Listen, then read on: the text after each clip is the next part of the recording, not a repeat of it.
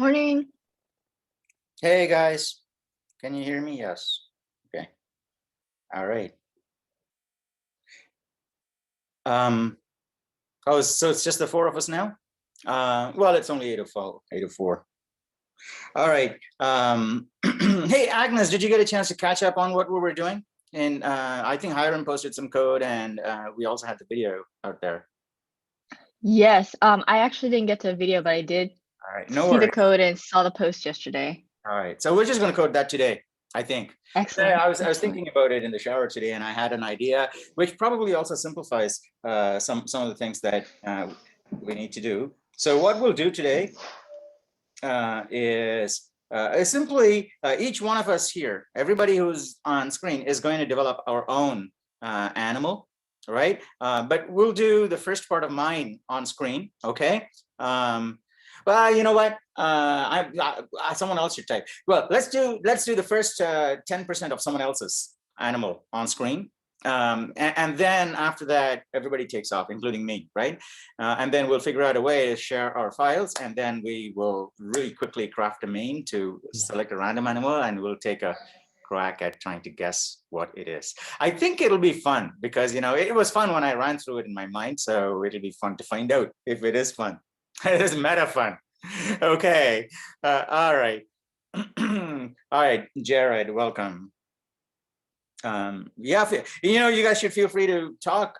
It's only 8:06. All right. We should talk. By the way, you know, it's not like you shouldn't join later. I think, you know, pass this message on. It's, you know, all of this time and participation and talking, all of that counts for participation too, right? Points. So, yeah, I think people should resist the urge to join us at 8:10 or later. Because as it is, I think, you know, you're finding most of you, right? We're coming up to the end of class, and most of you are sticking around past 10 o'clock. Maybe that's for eating into your next class. I don't know, but you can just save all that time and just show up sooner, so we can start talking interesting stuff, useful stuff sooner. Do you guys have any questions? I mean, we'll start talking about useful stuff. May not useful stuff. We'll start coding at 8:30. Okay, we'll start coding at 8:30. Developing someone's animal. Jared, did you get a chance to code recently? I think you did, right? Hello. Yeah, I can hear you now. Yeah, I was able to code. I think it was on one of our like midterm study things. No, on screen. Like, like Alexandria and Hiram was doing last class. Not very recently, but okay. Well, why don't we start with you today, right? Not right now. We'll take about 10 minutes. We'll start at about 8:15, 8:30. Okay, let's say 8:30. All we're going to do is just I'll walk you through the code, right? I'll walk you through the code.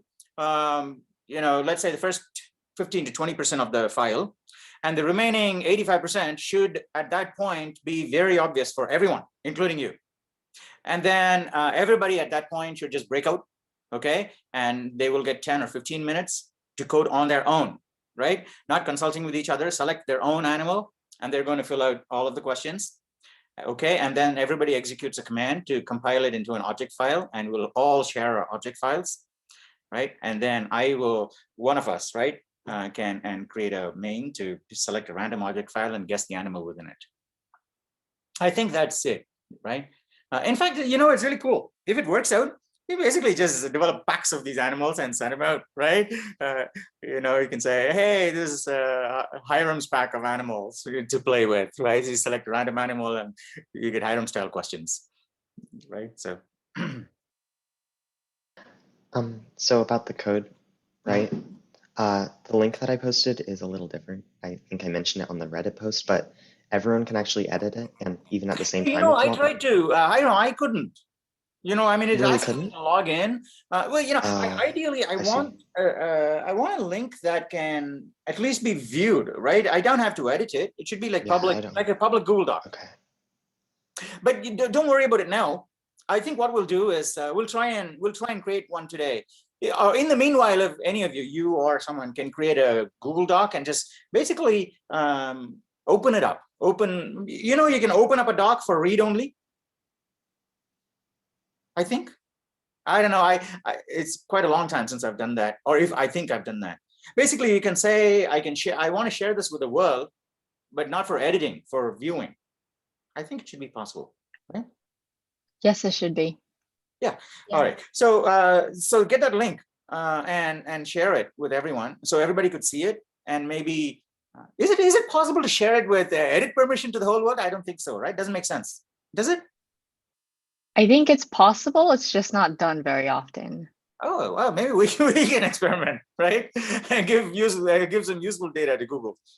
All right. So yeah, let's try that. Okay. So what we want to do is we'll do a spreadsheet with questions that we can ask, and people can pick and choose from that set of questions, I think. Everybody has to implement all of those questions. Okay. All right. I think that's fine. Right. So everybody can add questions there. And then collectively, we can weed out some duplicates or hard to answer questions. Right. But then we'll have a bank of questions that everybody has to create answers for. Right. We'll start with the one that Lei sent. Where's Lei?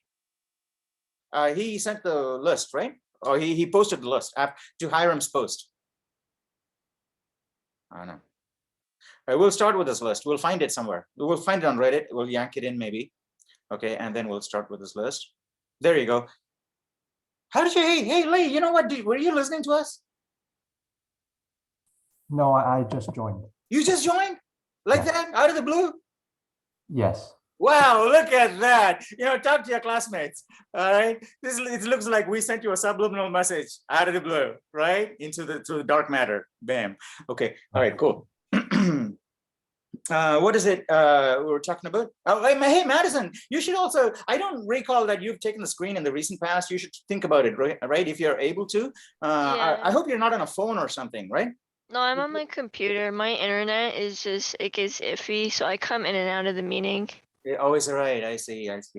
Okay, all right, no worries. I'm not too concerned. But I want to make sure that you have the opportunity.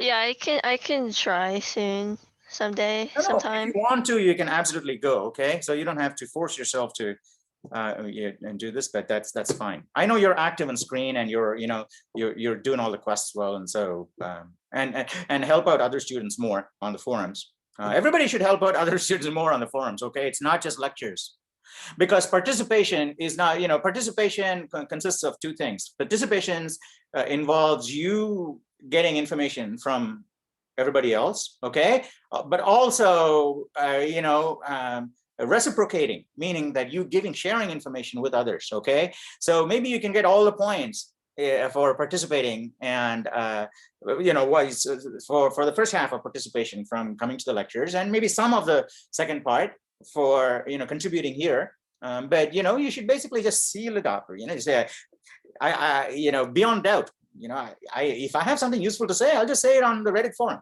right? You get a lot of participation points. I don't know, this quarter, the forums are much quieter than previous quarters, right? Because if I look at the previous quarters, there are very rich discussions, right? Very rich discussions showing that students at Foothill or anywhere really, right? Children even are actually capable of deep thoughts like this, right? Asking questions without relying on authority, right? Saying that, well, this algorithm should work because this book said so, right? Or because this high-sounding person said so, right? Because this religious figure said so. No, right? So just asking honest questions, saying, why should it work? Because it doesn't make sense. And you see a lot of those questions, right? Even though they may be simple questions for experts, but students had the boldness and the courage to ask these questions in public, right? And that says a lot about their character and their willingness to be good team players later on. When they join other companies, right? So you should absolutely feel free. This is this is a great opportunity. I can't stress this enough, because you have a public technical forum in which you can practice, right? Running free and doing all kinds of things with the understanding that anything you say here in our forums, it doesn't matter because people know you're a student. Okay, so you're going to be cut some slack by anyone who's reading these forums. Whereas you cannot do the same thing if you say the same kind of things on Stack Overflow, right? Imagine what's going to happen to you, right? But here you can be safe. So you can use this as practice to start playing in the real world, right? So this is really the real world in a slightly guarded environment. So you don't basically shoot yourself in the foot. So you should take advantage of these things. So these are the things that I think the treasures that are hidden in community colleges are facilities like this, not just in our department, right? So I know, right, in the art department, I've been a student in the art department, so there are so many things that are hidden that faculty are willing to offer to students that are creative and want to know, right? And we should just take advantage of these things, because this is a great place to learn. If you just want to learn, right? Not for the degree or not for the sake of a grade or not for making a name somewhere, but just learning because you are curious, right? And so treat your Reddits like that. And that will keep you from the temptation of talking behind closed doors, right? Or in forums that are going to die or forums that are closed, right? But they don't build you up to be good software engineers, right? To be software engineers, you should be able to be vocal and open with your views, be able to defend them. If someone happens to have a criticism of it, you should be able to defend it, right? And people who talk behind closed doors, right, they still haven't found a way to defend what they believe in against the onslaught of a critical mind. So just be open. And also, the more important practical reason for using, a public forum is participation points, right? I know some of you are just doing the course not for a grade, right? They say, I'm happy if I pass, I'm happy if I get an A or something like that, but I'm not really shooting for an A+. Yeah, okay, I understand that. Even though you're not shooting for a grade, I think it's a great opportunity that you're wasting, right?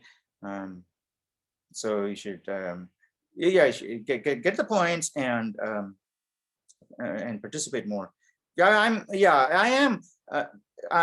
The reason I'm saying this is because I've been thinking about why. Maybe it's it is the side effect of the pandemic and grading by grace or grading by effort and things like that. So that thing needs to settle down, right? I mean, that the spike or the impulse caused by that needs to settle down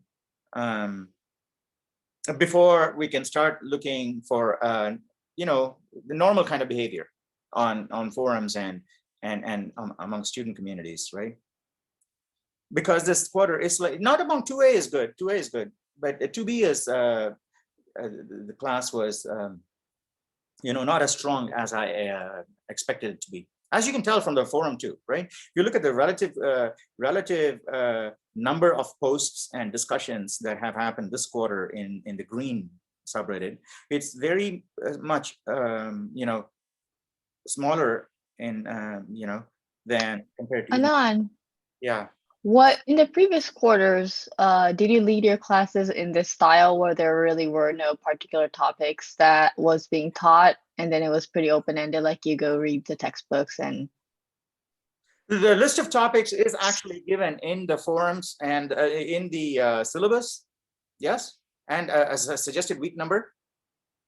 right, yeah, but beyond that. Beyond that, no. So I'm basic. This is the format I'm following. Yes, exactly. Oh, I see. You're saying for the first time this quarter. For the first time this quarter. No. This is the format I've been following ever since COVID started. Interesting. Yeah, ever since I started, the questing system, and students actually gave me really good feedback about it, and they enjoyed it. I said that's the way we should do it, because otherwise students I found are not able to meet the demands of CS2C on entering it, or meet the demands of CS2 on entering it. I've been enjoying I actually found that most of my questions have already been asked and answered in the forums. Especially in regards to like questing and that is a challenge that we have to figure out a way of and I think also also at our level, at least personally for me, a lot of things just comes with Googling and like actually reading the textbook. And so perhaps people Dan reading the don't, textbook, you mean? Using Google instead of the textbook. or both. I mean, you should Yeah, use yeah, both, yeah, yeah, right? So yeah. I mean, No, no, I go for me look too, it right? up. And so I feel like Obviously. maybe at our level, there's not that much like deep questions as of yet. But I think now that we're getting into classes, we may see more activity. No reason to change your learning habit, right? I mean, if you should do what works for you, right? If you've been using Google or a search engine to get the information you need, like it takes you to a certain page on cppreference.com or something like that. Yeah, you should just take that as your first resort, right? And if something is extra confusing, then you can go to the books or to Losef notes. They're all free. If something is extra confusing, I'll post in Reddit. If something is extra confusing, I'll be posting in Reddit. Yeah, or you can ask me also. And I don't know if anyone has taken advantage of our STEM Center, okay? Because Lane is such an awesome tutor. He's done, tutor students all the way from 2A to 2C quests. So, yeah, so all of those opportunities are not being used by many of these students. But I do want to know, I hope that many of you will go on to do my 2B, okay? Because you have a taste of how the class is progressing and how, the topics are being introduced and how to do quests, because it's just more of these quests for your homework. And then for classes, you'll have Michael Losef notes, right? And then for odd lectures, you can arrange them with me. Right now too, right? If you want the odd lecture off schedule on a weekend or something like that, you guys get together and put a team. I think we did that once before, right? I think Neelish or someone did that, and Agnes took over.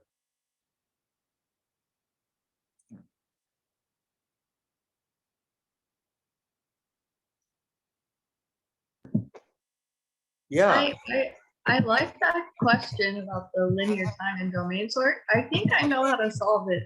So You do? All right, cool. All right. Well, we don't have to do it right now. If you can, if you want, right? You can do it on screen if you want at some point, or even today if we have time. But if you, I have to get going at 9 today, so I don't. Oh, I see. You want to do it before? Probably not. I have to think about it. Okay, all right. But Just some other time. Name a time We when you're ready. we can start taking a look at the animals if that's what we're. Did it have to do with, because we know it's like bounded, we know that the vector can hold the okay, I have to form my thoughts, but I think when you said vector of vector, I think I know what to do. All right, well, chime in on those thoughts, right? Chime in with those thoughts on the Reddit forum saying, well, vector of vector, that's what it means, right? Or that's how I can make use of it here, right? Something like that. And if in doubt, you can reach out to me. I'll give you some hints. But it'll be fun to have that discussion. A lot of students can actually implement it too after you've done it, right? So it'd be good if you can do that and also post the code. Oh, Lay already has solved it too. Yeah, but I didn't write out the implementation. Oh, okay. Yeah, I just saw your comment.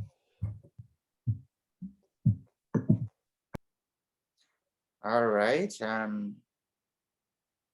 What else? Are you guys ready to start, coding animal?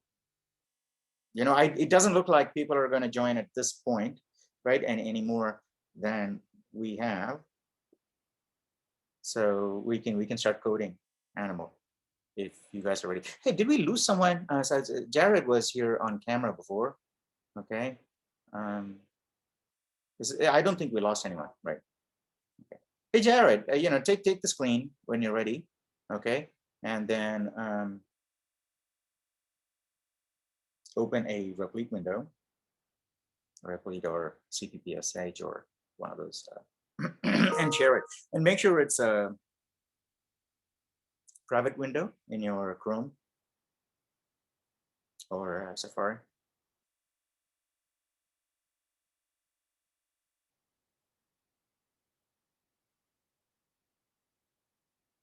All right.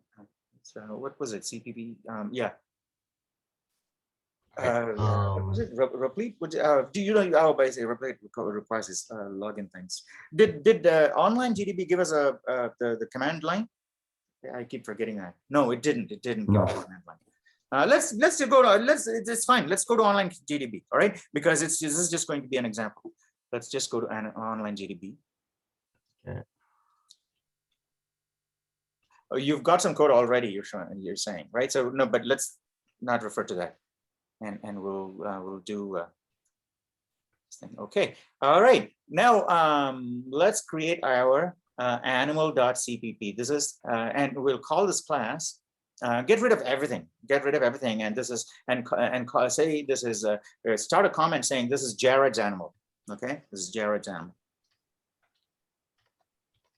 Okay. Jared apostrophe s, by the way, right?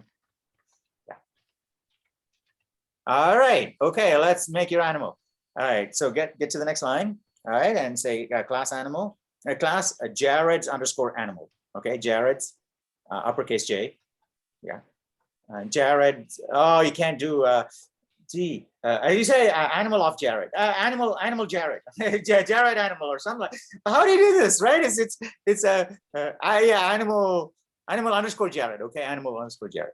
Okay. All right. So this is funny, isn't it? So if you have an English word with an apostrophe, I'm pretty sure I've struggled with this in the past too. But all right. So class animal Jared. Yeah. Open your brace. Open your brace. And by the way, you guys should speak up if this style of learning is not working for you. Okay. So because Agnes did point it out, right? So I'm thinking maybe it does not work, and maybe that's a factor why but I don't teach 2B face-to-face, and so it should be the same as last quarter. So I don't know what the hell is going on there. All right. Okay. Anyway, so but you should speak up if something is not working for you. You should just speak up. All right. So in the class, let's create a bunch of public methods. So say public colon, right? And notice that what I decided to public colon and then indent the public back to align with the class. All right. Now we want to open another tab and get to Lay's post on Reddit. Okay, so let's. Can you share your entire browser, or are you sharing your? Yeah, can you click that? Oh, great, you are sharing your entire browser, right? So go to Reddit and let's pick up Lay's questions. By the way, do you happen to have Excel or some kind of spreadsheet program on your computer? Yes. Okay, great. No, not right now, but that's fine. All right, so Reddit, go to cs2b/r/cs2b/r/cs2b. Otherwise, it's going to load the feed and all, right? For the general news. No, not there. Up on the URL bar, say slash, and then r/cs2b. Yeah, /r/r/cs2b. //cs2b. Right now, was it no CS2A? All right, okay. So click on that one. I think it's that one. Yeah, that one. I think somewhere in there you should find Lay. Okay, all right. Just keep that. All right. No. Let's do the first question. All right. So what we're going to do is actually let's copy all that and take that to your spreadsheet. Copy all that and take that to your spreadsheet. Yeah, take that to your spreadsheet. Actually, that's where I was thinking we should try this shared document. Is it possible for you to create a world editable shared document by any chance on a Google spreadsheet? Anonymous, anybody could edit if you share the link. I'm not sure how to do that on Excel. Let's do it in your spreadsheet and then you can figure it out, right? Just paste everything there. All right, double click on the, double click there. All right. Okay, let's turn them into proper questions, right? And we also get question numbers. Why is it all indented or centered in a funny way? Why is it all? Why are the line widths so freaky?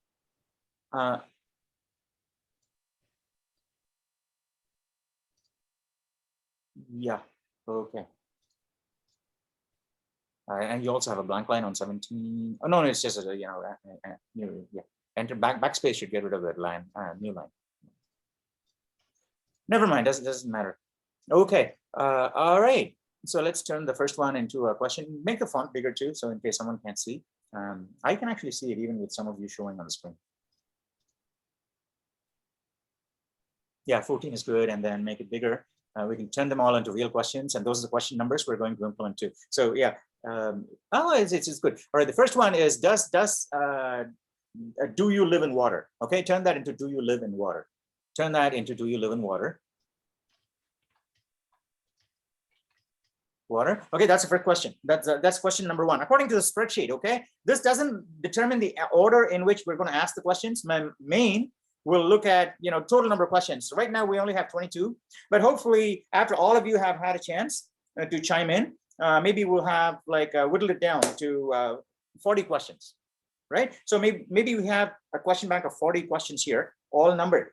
Okay, my main when I write it is essentially going to ask these 40 questions in some shuffled order that I have, right? But each question will be that I select will be asked as from your animal, right? For example, if my main says the next question to ask is question number 3, right? Then I will call Jared's animal dot question number 3.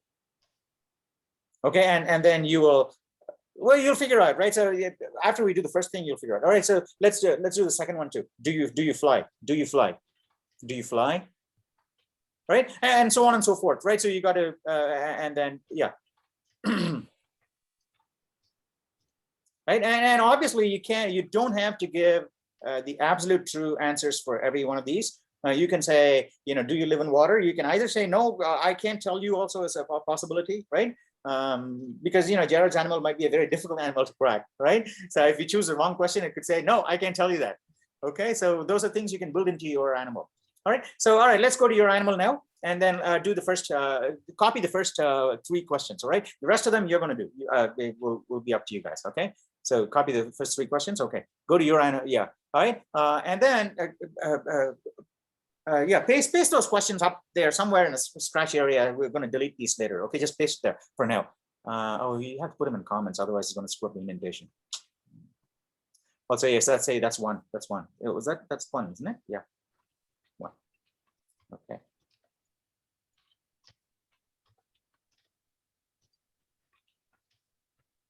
Okay. All right.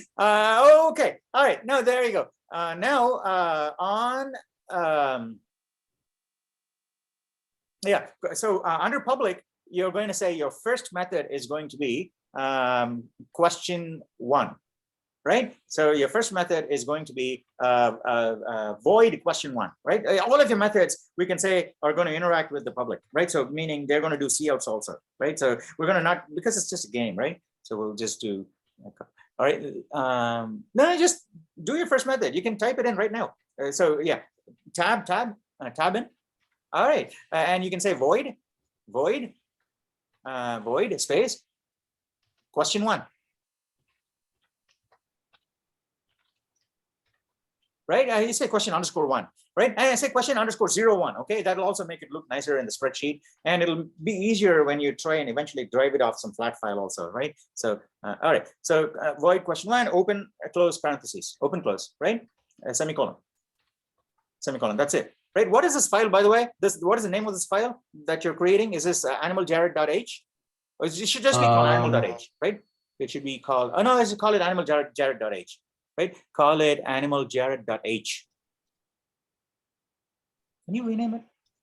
I don't think you can rename it. No, I'm pretty sure you can. This is online GDB, right?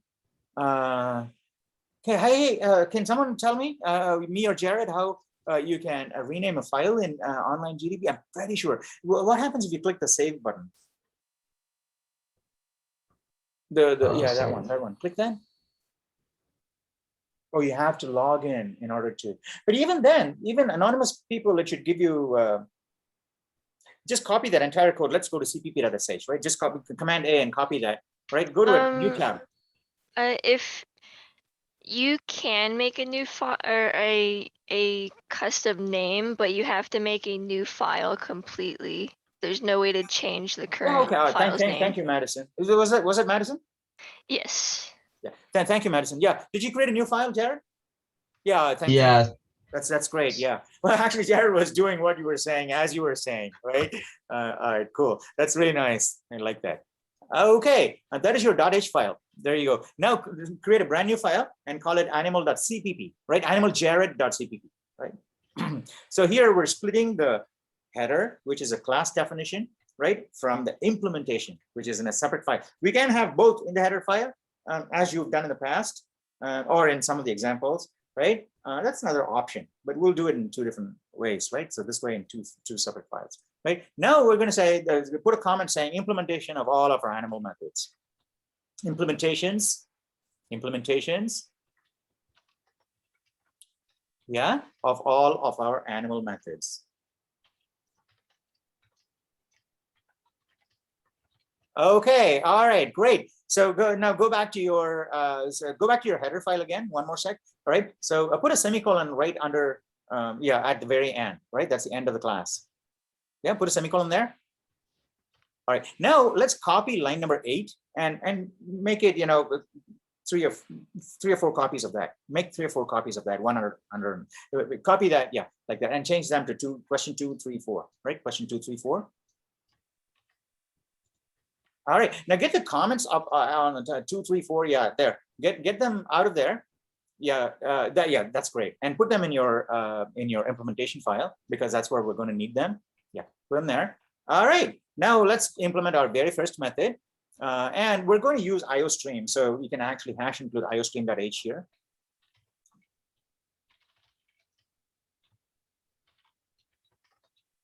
Does everybody see where we're going with this? I think hopefully many of you are actually coding in your head already, right? What we're coding. If not, you should speak up and, you know, say, can you go slower?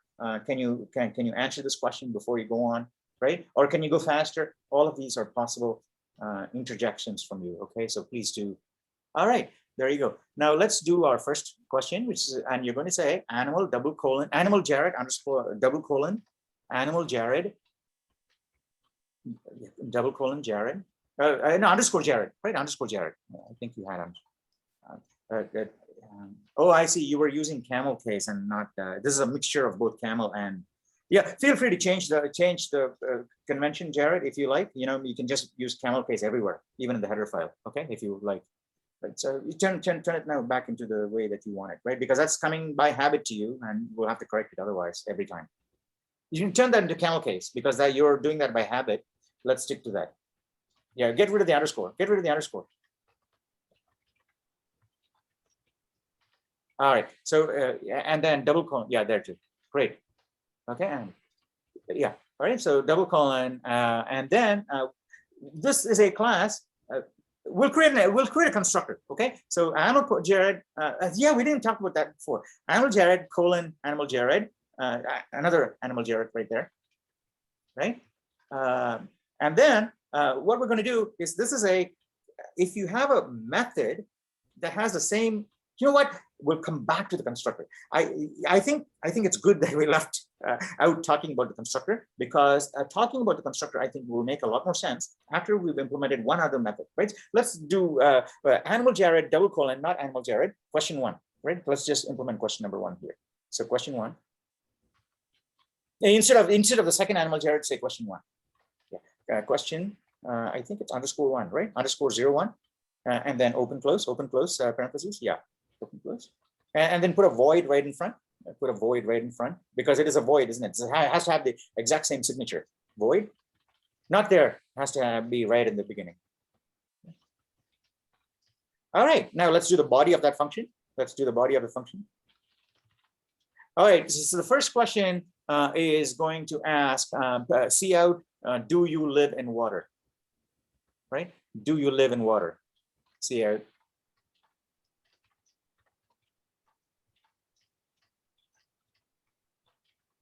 Water. Okay. And then new line. Yeah. And L. And then you can print the answer, a wisecrack answer there, right? You can change that later if you want, but you can say yes for a fish, for example, right? So thank you. Well, you can actually say, this is a CPP file. Yeah.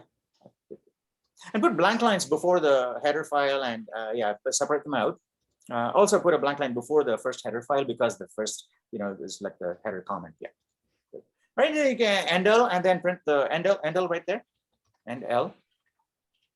Right, end L, yeah, and then see out yes. right? And just to show you that they all don't have to be truthful answers, we're going to do 2 more questions, and those questions, those answers are not even going to be truthful, right? So it depends on what question you get, what random number my main ask the questions in. Okay, all right, good. That's it. That's your first function, right? Let's do the question number 2, question 02. So you see how simple it is. We just have to do 50 questions like this, right? The second one, yeah, second one. Now, what is the second question? Do you fly, right? And then let's see. I am going to be, let's say Jared is going to be a mouse that lives on a Delta airline, okay? Delta plane. So you can say, do you fly? And you can say yes, but only Delta, right? But only Delta. All right, so there you go. So you can say funny things like that. So, you know, and yes, it doesn't have to be a bird. So, but only Delta. That means it is an animal that lives on a plane. Okay, so these are these kinds of hints. And suppose you get asked that question. So my main is going to pick questions at random from this bank, right? On each of those animals. So if I pick Jared's animal, and my main is going to ask that question first, right? And I say yes, only Delta. Already you're starting to think about animals that live on planes, right? So like flies, mosquitoes, rodents, cockroaches, and things like that. So you can narrow down your search like that. Hope that the right questions keep getting asked, or you're trying to figure out what it is. All right. So do you walk? And let's say not if I can help it, right? Or something like that. You can say whatever you want, right? And let's also have a question. Saying what is your genus, right? So say what is your genus, because that was what I was thinking about this morning. Okay, so what is your genus? Let's say that's question number 4, right? Let's say it's question number 23. I think there's 22 questions already. So let's say question number 23 is what is your genus, right? What is your genus? I think that was, it is not 23. I think Lei actually asked that question. Probably 14 or something, right? Look at Lei's list. I think it was question number 4. What is your genus? I'm pretty sure I saw that there. Yeah. 18. Yeah. Okay. What is your genus, right? What is your genus? Well, yeah, I say, what is your genus, right? What is your genus, right? And then the answer to that could be, by the way, the right way to ask that question is, why are you a genius? Right? And you can say, the answer to that is not yes. Okay, you can say something like, by the way, the right way to answer that question, ask that question is, why are you a genius? No, you can say, by the way, are you asking why I am a genius? If I ask Alexa that question, I'm pretty sure that will, that would be a good way that Siri or Alexa could say, are you a genius? So, are you asking if I am a genius? All right, okay. So that's a very Alexa kind of answer. Yes, okay, great. All right, so you can. So I'm just going to pick random questions. Okay, questions 1 to 40 in my main. I'm just going to pick 15 random questions. Okay, on your animal in my main, and I'm just going to ask the first question, right? And I'm going to call the first function, right? This is for your main. If you want to go to your main, we'll just do something with just the first 4 questions. I'll do the loop, and you can see what it is, and then you guys can also change main if you want. Create your main. Create your main. No, create a new file, main.cpp, right? Main.cpp. Hash include IOStream, and also we're going to hash include animal.h, which is in the current directory, right? Is it animal.h? Oh, you know what? It's got to be animal.h. Yeah, it's going to be animal.h.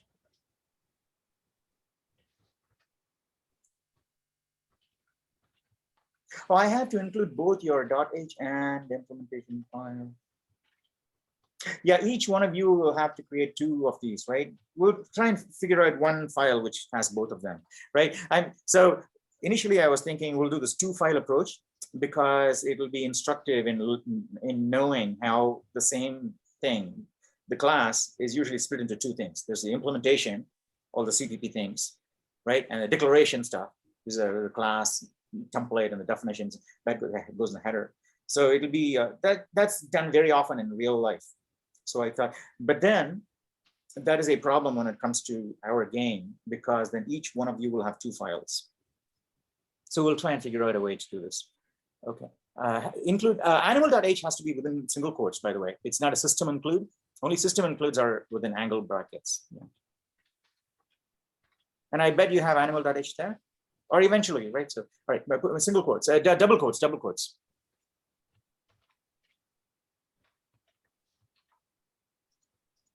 Call it animal Jared.h. Well, that's animal Jared.h.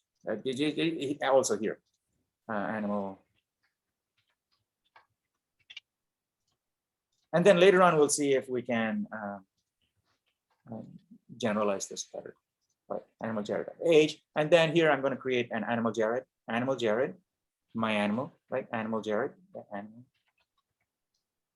No, say animal Jared, yeah, uppercase A, uppercase J. Yeah, we'll actually auto-complete it for you. Space, space, my animal. It's got to be my animal within my underscore animal. Yeah. All right. Now, what I'm going to do is open a comment. Here's a semicolon, and then next line, one more. Yeah. Now, open a comment and say, we will randomly permute. We will randomly permute an array of 50 numbers.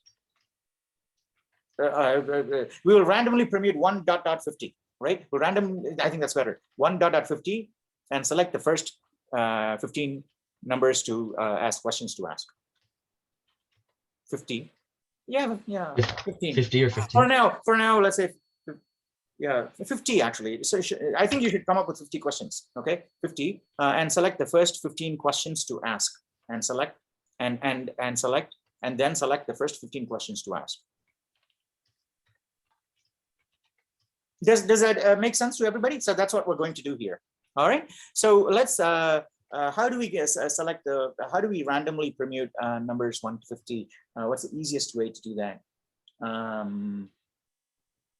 Yeah, I think let's just do it linearly. It's only 50 numbers. Okay. Create a vector right there in main. Just say vector of yeah, it could be size t. Int size t doesn't matter.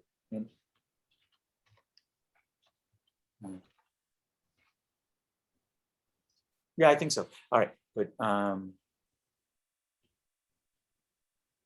No. It has to be. I'm so sorry. I was thinking about something else. I wasn't even looking at what you were typing. I'm sorry, Jared. Okay, can you indent vector in? Can you indent vector in?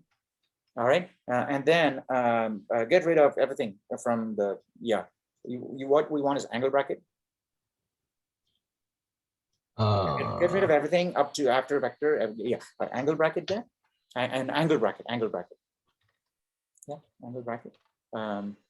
Angle bracket. Angle. No, angle. Left, less than. Oh, sorry. Yeah. Sorry. All right. So no, only one. Yeah, and then say int. Okay, close. Right. Close, and then space. Say ints. So numbers. Say nums. Right. Say nums. Nums. Open parentheses. Say 50.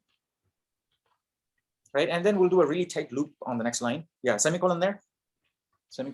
On the next line, you say for size for so say for int I equals 1, I less than or equal to 50. Must be a whole lot easier way for int I equals 1. Yeah. This is obviously must be a far easier way to generate a good permutation of the first 50 integers. That's a good exercise, right? How do you generate a good permutation of the first 10 integers? Right, in this is also linear time, but it should be faster than this linear time. All right, so I++, and on the same line, you can say nums of I equals I. Nums of I equals I. Num square bracket I equals I. Square bracket open, square bracket I, square bracket I. Yeah, equals I. Yeah, and semicolon. You can actually put it on the next line. It's easier to read for some of the students, right? So put that on the next line. Yeah, and indent it in, and put a space around the equals.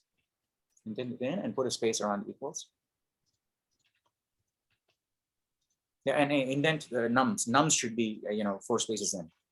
Yeah, is everybody okay that at this point nums has 50 numbers in it? all we want to do is now shuffle it.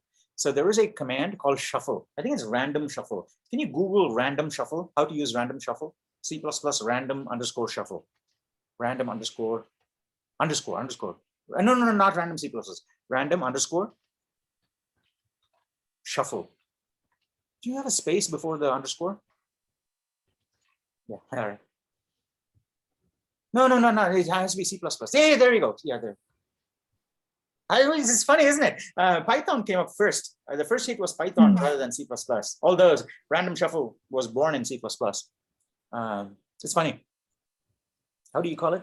What is it called? A pattern, and then just the first line. And then just right at the top will tell you. There you go. Void random shuffle. Oh, you have to give it begin and end. You have to give it begin and end. Is that how they call it? Go further down.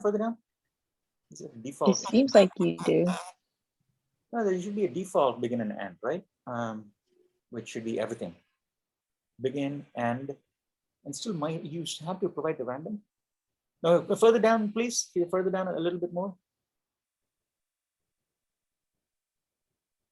Okay, all right. Begin and hopefully it shouldn't ask us to give it a randomizer. Why is this so complex? We can write a shuffle method ourselves in like 3 lines. Wait a sec. Begin, end, and it is, oh, using my random. Okay. Oh, built-in random. Oh yeah, you can just pass it begin and end. Yeah, that's what I thought. Okay, good. Random. Yeah, let's go back to your code. Yeah, I'm sorry. I couldn't see clearly with these glasses. Maybe it's the brightness combined with these glasses. You guys can still see me, right? Because now it's brighter outside. So, but now I can read the screen a whole lot better. Because it's funny, isn't it? After a certain brightness, it's harder to read the screen. All right, there you go. On the next line, backspace 1 time. Now you say random as std : random underscore shuffle. Random underscore shuffle. Nums dot begin. So yeah, open parentheses. Nums dot begin. Right. So that is a pointer to the first address of the vector, and nums dot end is a pointer to the to null, saying it's the end. And then comma, open close. That's a method, right? It's a method that those are all the niceties that vector has, as compared to a native array. A vector gives you begin. Says you call begin, and it'll tell you what the address of the beginning is, right? Comma. You should Google and find out more details. Even in our notes, right? We have a lot of information about these things. All right, that's it, right? So yeah, now we have the first 14 numbers in that list are the questions we're going to ask. All right, so yeah, enter a couple of times. All right, now all we need to do is so let's do the loop, right? So for int I equals 1 to 15, right? 1 to 15 now. Now we're going by index, but the content of the vector is going to tell us the question to ask, okay? So I equals 1. So, just discussing the logic of this main program itself in Reddit or some forum is actually, I think, very, I think will be useful.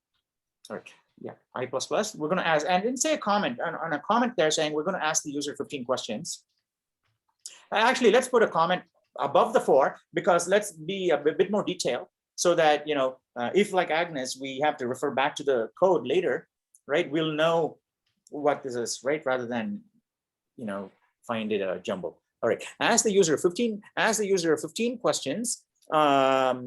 Each question number is in the corresponding, each question, the ith question to ask is the number of the ith question is contained in nums of I. I think that's the best way to say it. The number of the ith question to ask, is contained in in nums of I. No, what you typed was correct actually. Yeah, num square I, num sub I. Yeah. All right. So there you go. So now what we want to do is there you go on.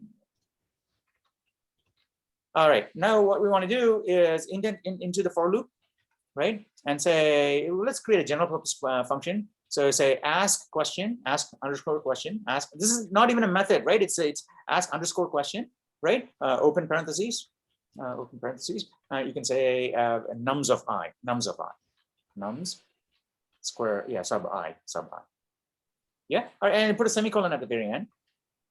Now we're going to define this function. That's oh, I see, nums of I, and then we want to ask the question. All right, so put a brace before, after the for loop. Let's do a body, okay? Let's put a brace there, okay? Now after that, you're going to say, after the ask question, you're going to say, do you want me to ask another question, right? So you want to say, see out, do you want me to ask another question?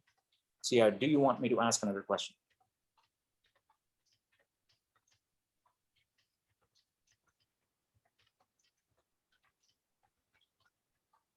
Yeah, endo, right? Now get the response in CN, right? Get the response in CN. Okay. And oh no, it has to be double the other side, and you need to get the response into a string. So you say, string variable inside the for loop. Yeah. No, not there. Inside the for loop, you say string response. Inside the for loop, yeah, there on the next line after next line on the next line. Before ask questions, you say response. Yeah. There you go. String response, string response, space, space response. Yeah. And then semicolon and enter. So that's a declaration part. Likewise, so these things that we're doing in code is actually good, I think is good practice, because everything you're doing in main, you're also doing inside of sub blocks, right? So these are things that are not part of your syllabus really, but things to get used to. So that this is something you're going to do, regardless of whether you're doing a 1,000,000-line program or a 10-line program, it's the same thing, right? So string response, and you see an into response,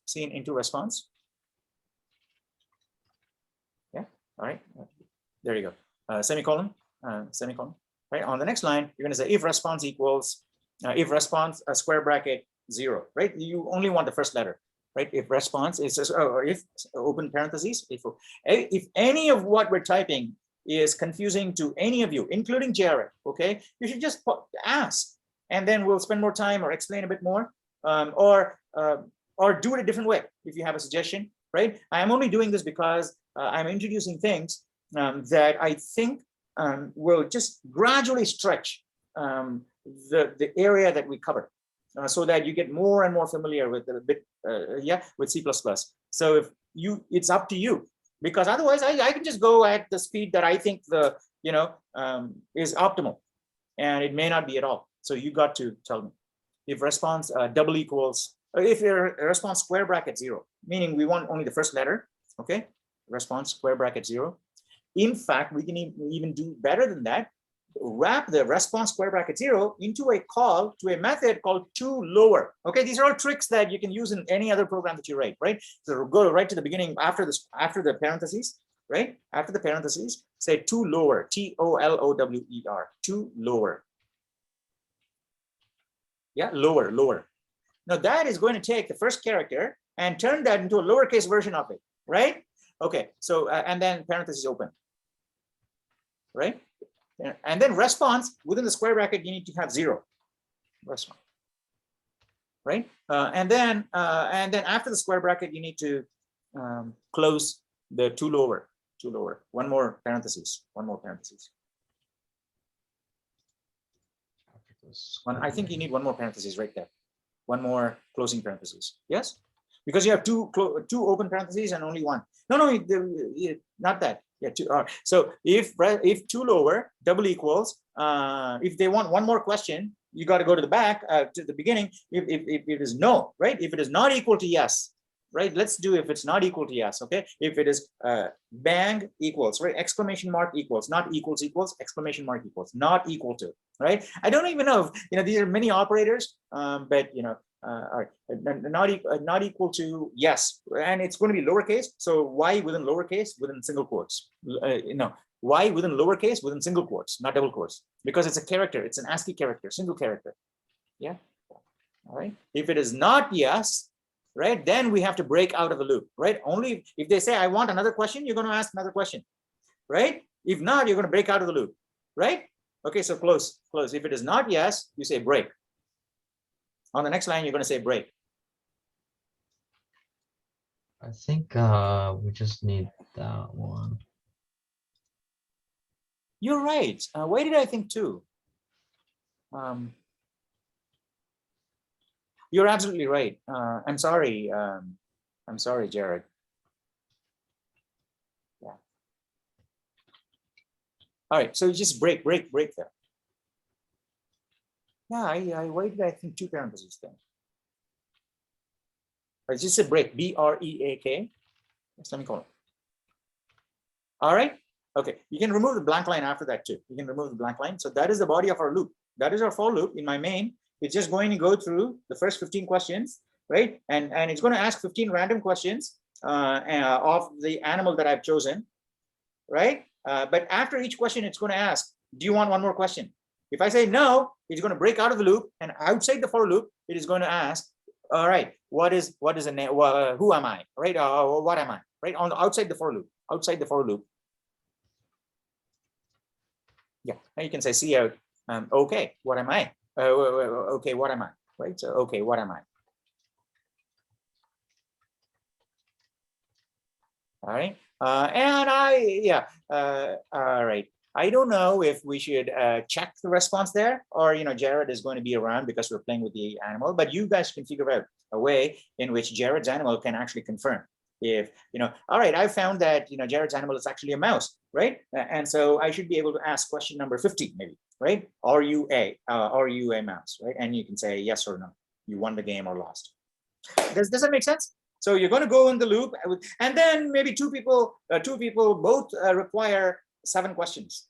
So it's a tie, but maybe one person after 7 questions got the wrong animal. One person after 7 questions got the right. So those are interesting variations to this game. So let's actually restrict the number. No, go to your animal. Let's do 15 questions, right? Let's do 15. 50. Yeah.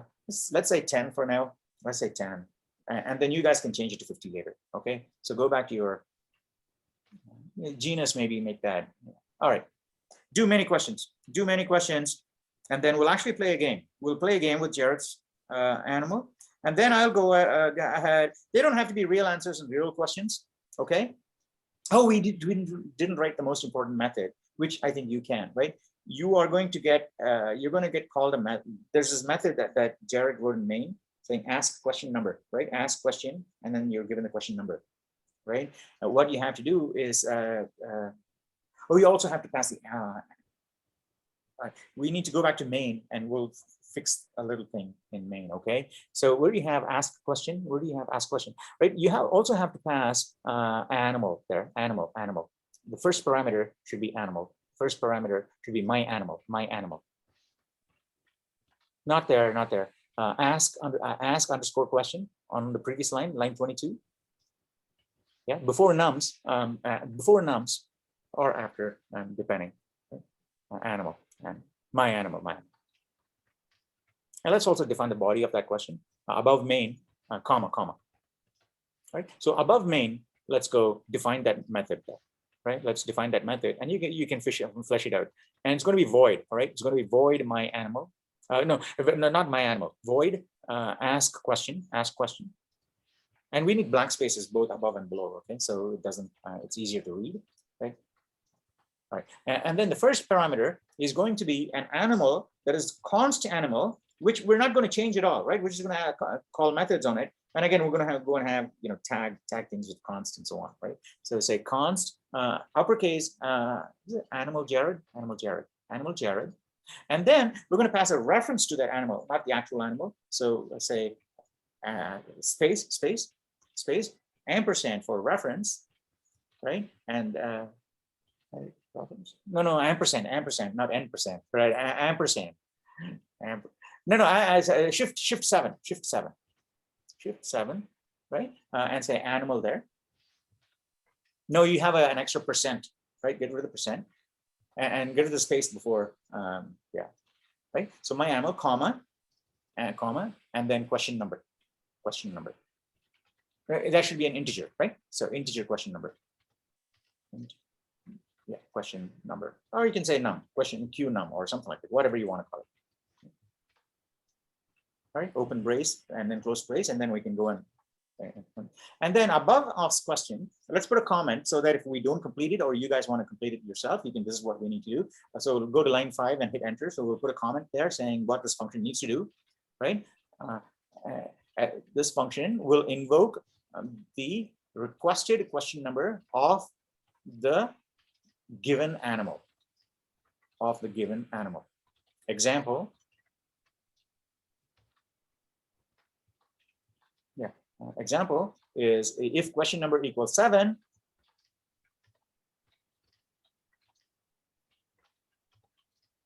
Yeah, or is 7 or equals 7. It's going to invoke. It will invoke my animal dot question underscore 07.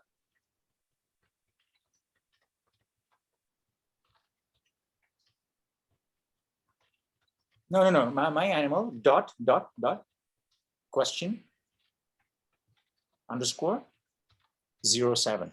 Okay, open close parentheses. That's it, right? That's all it has to do. Yeah, that's all this function has to do. Depending on the question number, it's going to call the appropriate method. So if I say I want to ask question number 7, it's going to say, my animal dot question 7. That's all. It's just going to invoke that. So the reason why it's been factored out into a method is because making this decision is not so trivial, and we don't want to clutter up main with lots of if statements, right? If my number is if it's 1, ask question 1. If it's 2, ask question 2, and so on, right? So there must be an easier and neater way to do the same thing. And in fact, there is a far neater way to do this. But once we have this game going, really, it's a really contrived game to, in hindsight, I think, to elucidate some of the things that we can do with objects. But once we know how this works, I think this could be made a whole lot easier, because they don't have to be inside of objects. These questions and strings could just be read from files. And then people could just create these files with questions and answers, right? These are the questions and answers. These are the 50 questions and answers in a file for my animal, right? So people could just create these text files and share them in packs. And then we can try and guess what your animal is based on my program main, which is just going to read your text file instead of creating these objects. Does that make sense? But we wanted to do this with objects, I think, partly because it grew in this way and kind of adapted what we had in this game to talking about objects in general. But I think in doing so, and you have to tell me if I'm mistaken, right? In doing so, we leveraged some of these things to learn interesting things about objects and how objects can be manipulated, right? So in my mind, I think, going back to Agnes's point too, I think we are on track. I think we're on track for talking about all the useful things that are supposed to be talked about during the various weeks that are relevant to your homework also, right? So this is stuff that you're doing in quests, as well as your midterm and stuff there that you're probably doing in other programming classes. Okay, can someone, because I'm not getting any feedback, I'm not getting any information, right? See, at the beginning of the quarter, I have some kind of a rough plan in my head as to, well, this is what we need to talk about, this is what the students need to learn. Last quarters, we tried these approaches, these worked, this didn't work. Okay, this quarter, let me try this, okay? And based on data too, right? Because we look at a lot of data and say, this thing works 20% of the time, this thing works 80% of the time, right? Because I think it is not the responsibility, it's not for the responsibility that most professors really teach, right? Because I think everybody is really hoping to find that this subject is actually as juicy to other people as we find it, right? Because once you find it's actually interesting and juicy, then we can have a lot of interesting conversations, right? Because maybe you build some really interesting products out there in a couple of years that I might use and send you feedback, right? And say, hey, this is really cool. And I use it every single day. Maybe you could build us into it, right? Or I say it's really interesting. So those are the things that we're hoping for. And if I don't get any feedback, Agnes is the only one who spoke up today. Are you still there, Agnes? Yeah, well, at least your panel is still here. Okay, so. Yep, still here. All right, you guys have to tell me if these kinds of things work, okay? Because this is it, we've actually done it. You just have to do that function. Where's that function? Do you want to do the first question? Let's go to that function. We'll do the first thing if you want. And by the way, all of these functions that we're writing, right, have to be tagged const functions because none of them is changing the object. Yes or no? Because Technically, this is a dummy object, right? There's nothing in the object. Everything is contained inside of the functions. Yes or no? So yeah, so it's not changing the object. So we might as well tag all of the functions with const, meaning that we're going to say const after the open close parentheses. We're going to say const, and we're going to say the same thing in our signatures also. Say space const. Is that necessary? It's not necessary. It just makes for Right. better Okay. practice. Okay. Yeah. Right. And also, but it's you, not just but practice it's for best protecting practice to be ourselves. recommended. I think it's recommended. Many people, I think, may say, well, I'm actually so good a programmer right now that I don't need this anymore because I don't make these silly mistakes. But it's not only for guarding ourselves. There's two reasons why we put these things there. It's not only for, saving our butt. The reason we put them there is also to document our code. Someone is using this method, right? If they're a professional programmer, they look at the signature, they already know, right? They know 20% of what your program does, or your method does when they look at the signature. So putting these const and all these tags in there actually tells programmers that this parameter, there is a need for this parameter to be passed in by a reference, and they'll immediately know why you're passing it by reference, right? They'll know, okay, this is going to be a big thing, right? And they need to write into this part of it. So, and that's the reason why we get into the habit. I know I have met programmers in the past who don't use these keywords, who still write kick-ass code, right? Who write really powerful code, nice code. It's just that it is not as self-documenting as other code. It's not. I have to look into more of their code. Not that it's a problem, but I have to look into more of their code before I can use it. Right. So yeah, const. You have to go to the header file also and make those const adjustments. Just copy that. Yeah, make the const like that. And you need 50 of these questions, right? So you might as well copy this and make 50. Or 15. We started with 15, right? 15. Just make 15 for now, because we have 15.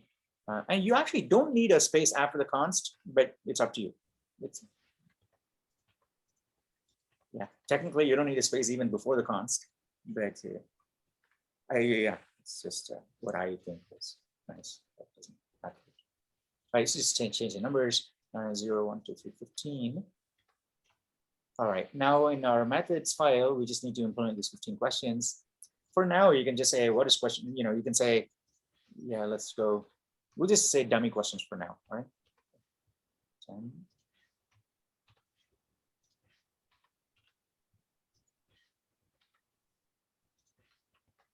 All right, good. So we have 15. All right, now let's go to your animal.cdb file. Right, now we just need 15 of these questions, right? And then, yeah, just 15 of those. No, you missed out the parentheses, the brace. Is everybody doing this because, you each have to develop your own animal class? Yeah.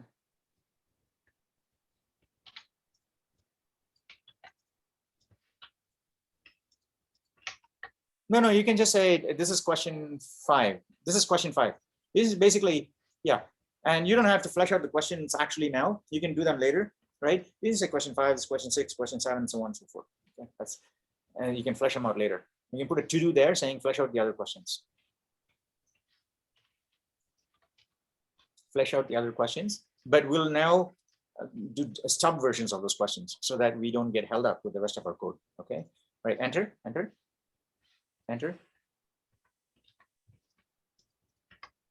And then copy that question 05 and paste it there 10 times. Enter. I think you missed out no. Yeah, put a blank line before the void. I think you missed out copying the new line after that. No, that's the problem. Yeah, you got to copy from this. Yeah, there you go. I think that would be better. That's why, yeah, I keep harping on this, saying triple click and don't click and drag, right? These are some of the common mistakes that people make when they click and drag, and they don't even know. And it's not our problem, right? It's a problem with the interface. We just need to get used to triple click gets the whole damn thing, right? Click and drag does not get the whole damn thing. Okay.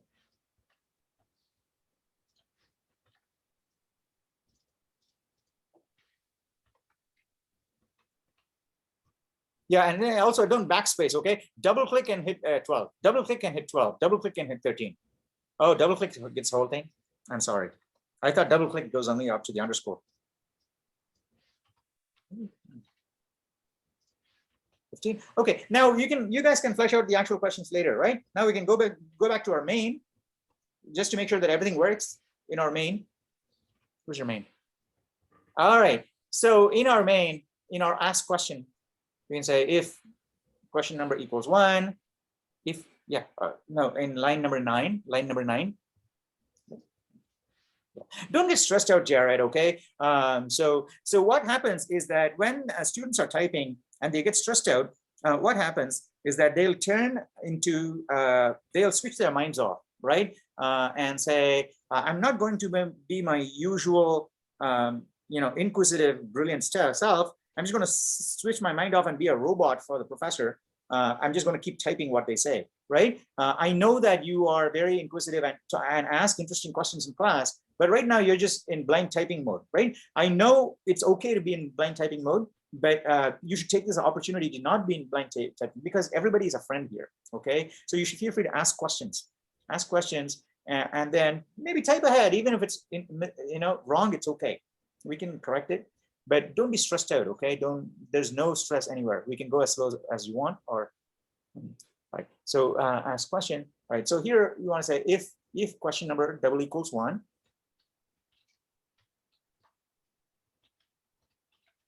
This is practice for everybody, okay? Jared is the only one who's actually typing on screen, but everybody should basically be typing on their own IDEs or somewhere else, okay? Because I make this point every single quarter. It's like mathematics in proof, right? And I've been bitten by this bug so many times. That's why I'm telling you, right? So you don't have to be bitten by this. How many times? How many of you are enrolled in math courses? Are you? Have you done math? And you must have done math in high school at least, right? So you can read through a proof 100 times in your textbook, right? And before the exam, you just read through your math, right? So you say, I'm happy with my math book, math subjects. I'm happy with everything. You're going to read through everything in the last one day before the exam. Oh, this proof. Yeah, I know. Yeah, obviously. Yeah, totally, man. All right. You go to your exam, and you get a proof, and you get stuck in step number 15. I don't know how to go from here. Has this happened to you? You read a proof and you think you know it, but in the exam it gets, and the reason it happens, I've found through painful experience, is because reading through a proof and knowing that, okay, well, obviously it works, that never works. Okay, that does not work, right? So hopefully that will save you many hours of work in the remaining college career, all right, or even in future. Okay, does not work. So once you know that, you need to know, all right, okay, now I need to try it out. Okay, work it out. When you work it out, so watching Jared type it, it'll look absolutely obvious, right? Because this is what he's going to type, right? But when you type it yourself, it is completely different. So please do type yourself, okay? Even if it's a simple program, you should take it on yourself and just craft it on your own. And that's why we call it Animal Jared, because each one of you is going to create your own animal, okay? And I'll give you extra credit for doing a good job there, okay? So that's question number equals 1, open, close parentheses, yeah. On the next line, indent in, and you say my animal dot question my animal. I think it's actually auto-completing for you. Two equal signs. Oh, it didn't auto-complete after that. No, it needs to be indented in. You had the right thing there. No, everything was right. Dot. Question underscore 01. Is that the name of the method? Is that what you wrote? No, question underscore 001. Is that the name of the method you wrote? Right here. No, that's the name of the parameter. The name of the method you wrote is question underscore 01, isn't it? Go to your animal.h. Yeah. Right? See, it's called question underscore 01. That's the name of the method to call. Yes? So. All right. So you're stressed out, Jared, because you're not able to think, and it's I think understandable, right? You're coding in front of everybody, and we're coding, but maybe other people who don't understand what's going on. I want to explain this first, okay? Make sure everybody's on the same page, including Jared, before we move on. Is everybody okay with this? Do you want me to explain in a slightly different way what we're trying to do here? Question number is being passed an object called an animal. Everybody give me some feedback saying hands up or something. Yes. Okay. Being passed and is being given a question number. We're going to look at the question number. We know that this animal has 15 methods attached to it. Yes or no? This animal has 15 methods attached to it, which Jared just implemented. Yes or no? Yes. Okay. What are the names of those methods? Question 01, question 02, question 03, and so on. Yes? Yeah. Not Agnes. Okay. Yes. All right. Hey, Jared, are you okay with this? Yeah. You created a method. You created a class, an object called myAnimal, and that animal has 15 functions stuck to it. And these 15 functions are called question_01, question_02. You have 15 questions stuck to the animal. Yes or no, Jared? Yeah. Yeah. Okay. All right. I understand. It will take slightly longer for you to agree with these things because you're, coding and stressed out. And Right. you can call from it because it's a public. They're all public, so I can call them from outside when I have a handle on the animal. Right. So my ask question is basically going to take a look at the animal and question number and say, hey, question number is 1, so I'm going to call myAnimal.question01. Oh, question number is 2. All right, so go back to your main. All right, so on the next line, oh, you need a semicolon after that, right? Every statement in C++ needs to have a semicolon. Right, all the way back, not all the way back to the if statement, right? To backspace 1 time. No, not 2 times, 1 time. Now hit enter. There you go. Right. So say else, space if, and then open parentheses. This is a new way of formatting if statements. We have talked about this in the modules, I think. Michael had a couple of good examples, and I also made a couple of good examples. It's called else if formatting, which is different from the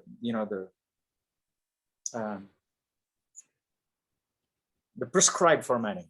I don't know, it's not prescribed. It's different from the general rule. If you follow the rule, you won't get this formatting, okay? But you have to break a rule here. Else, so you have to do this 40 more times? Exactly. Thank you, Agnes. Yeah, question number equals 2. That's why I said it's going to be a whole lot easier if we do re-architect the whole thing and said we're not going to create a class with objects and methods attached to it, right? It gets all messy. We just read the questions and answers from a file. So Jared's animal is basically going to be a text file with all the questions and answers in it, right? And you can zip it up and sell it as the Jared pack, right? So it's a Jared pack of 50 animals, right? 50 text files. Each of them has their own questions and answers. You select a random one, right? Shuffle the questions. Right, there you go. And you guys can finish it off, right? And then the very last thing is going to be else. You just return because you don't know what to do, right? Because it has to be one of those 15. Does it make sense? Now you can actually run it, you can actually run it now. 1, 2, 3, because we do have. Okay. Oh yeah, let's finish it and run it. It'll at least ask the first 3 questions. Is everybody, that's all. That is the entire working program. And we started from scratch today, didn't we? We started from scratch, empty files. And we started with Lay's questions in a spreadsheet. We copied it in and created this. But I just want to make sure that everybody is on the same page and understand what we're trying to do, because we built in a number of very important concepts into here.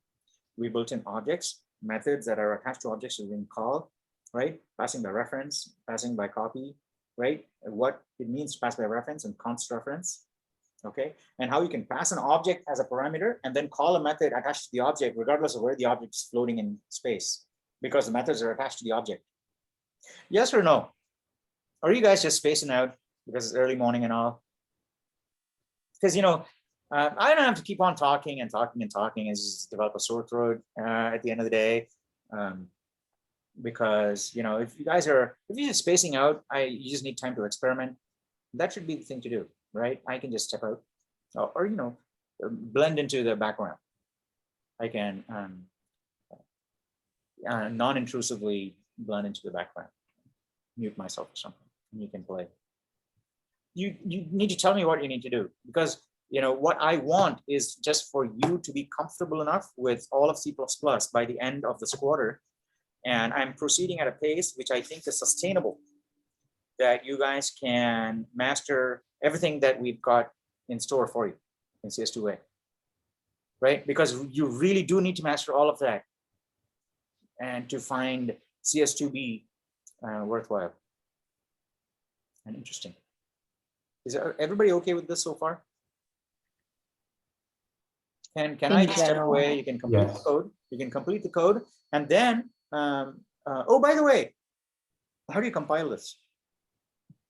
This will compile obviously because it has main.cpp, all of these together. But if I take the animal jared.cpp file, or each of you is going to create a .o file, maybe, right? And I have 15 different or 20 or how many ever you are, right? 30 different O files, and delivered to me as in a zip folder. Maybe one of you can take the initiative to collect all of the animal.o files and give it to me, right? And then I link it with my main, right? My main is this, right? And then we'll play that game. I don't know. Yeah, well, you got, yeah. You're not feeling enthusiastic about it? Are you feeling sleepy? You're feeling sleepy? You're feeling a little sleepy? Yeah, okay. All right, okay. Why don't I give you some time to just code on your own, because it is sleepy if I just keep talking. What time is it now? 9:20. Half hour, okay? At least a half hour, more than a half hour. Why don't you guys code, wake up, right? Wake up and code and talk to each other and complete this, okay? If you need my help, call me. But ideally, I think at least there's at least a couple of you who can help each other out. I can see. Yes or no? Just raise your hand if you are able to step in and course correct if you guys are in a difficulty, right? Just raise your hand. I'm going to be around, right? But even if I'm not there, I know that some of you should be able to steer the boat, right? Help steer the boat. Yes or no? Raise your hand. Okay, one person. Okay. Okay, there's at least one. All right. You can call me too. You can call me too, right? Obviously, Madison may be raising her hand, and Agnes and I can't see them. So, all right. But if you guys are okay, I can just step away so that I don't cramp this tile, okay? And I'll be vocally, audibly present. Not audibly. What is the thing for ear? Hearing. I'll be here. Audibly. Sorry? Blindly? No. I think audibly is fine. Audibly means I'm making noise. But okay, we'll call you. Yeah, I'll find out, because I'm going to be out off screen anyway. I can think about this. Okay, so someone's probably replied in chat, but I'm not going to look at it. Okay. Is that okay? Can I step away, hand it over to you guys, and you guys can complete it. And at the end of today, in a half-hour time, I need to have at least 3 of you guys. Okay, 3 to 4, ideally, create animal. We already have animal jared.o, which animal.jared.cpp, which he's creating right now. Yeah. And then, maybe, Wesley, animal Madison, animal Agnes, right? Animal Fernando. I need to have as many of those .cpp or .o files as possible, right? If I come back earlier, then if you have all those files ready, call me and we can play today. Otherwise, we'll just play offline, right? With those .o files and have a blast and share our findings with, share screenshots of our games on Reddit.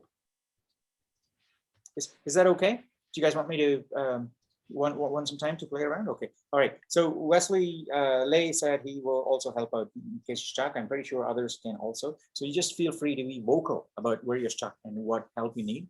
And I am here too, right? So I'm just not right in front of my face here. So you guys can feel free to talk and chat. Complete this. I think this is going to be a fun game, okay? Because unfortunately, we didn't have a chance to play it right now, but we'll be able to play it offline, okay? Once this is completed, I think we'll be. Everybody okay with that? Okay, I think we'll bye.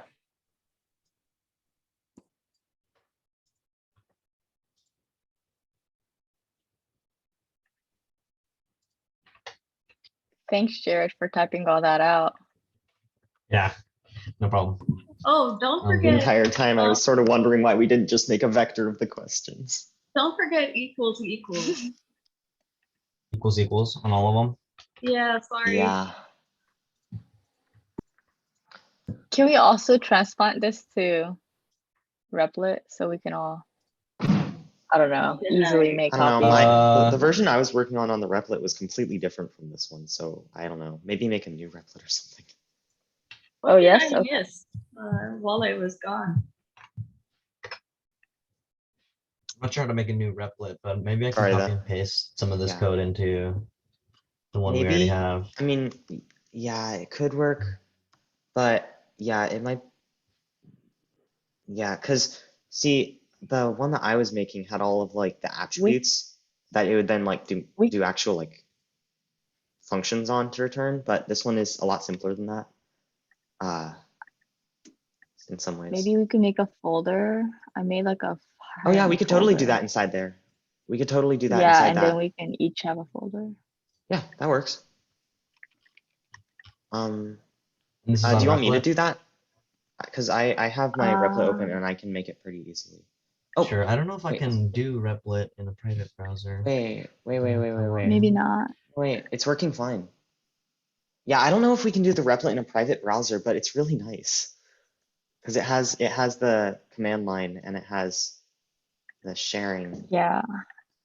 It's really too bad that it needs you to log in and that he doesn't like the private browser, not the private browser. Yeah, that makes sense though. I mean, I wait, could made you the edit? folders. Wait, were you editing on your private one right now? Or were you? I don't know if this is. Oh, look at this. That's the one. That's the right thing. And then I can't put anything in it, or you can't, huh? I can only view it. That's interesting. So yeah, apparently that just needs you to have an account by default. I didn't set any restrictions on who can edit, so yeah, if possible, it would probably let you. All right, so all right, I'll just do it really quick. Let me see if I'm there's gonna. settings. I'll just copy for and this. paste. Well, technically, we just need all of this stuff, right? You guys I want think just to include. I think just include everything, just in case. Just include Command A everything. or Control. All right. Yeah, just. I'm gonna put it in my folder. If you guys want to look at my folder in here. However, let's see. Add file. So let's go ahead.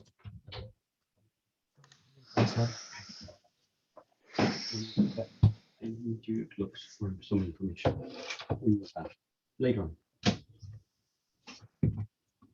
All right, sorry about that. Let's call this.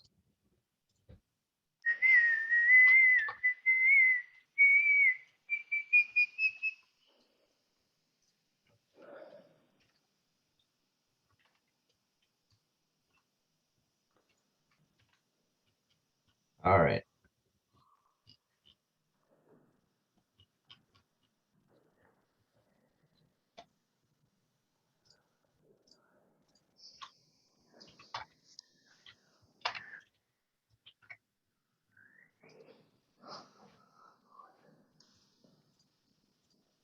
Anyways, I just sort of felt like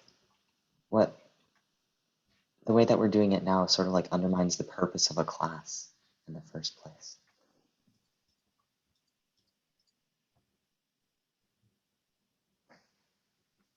It's just a lot of functions.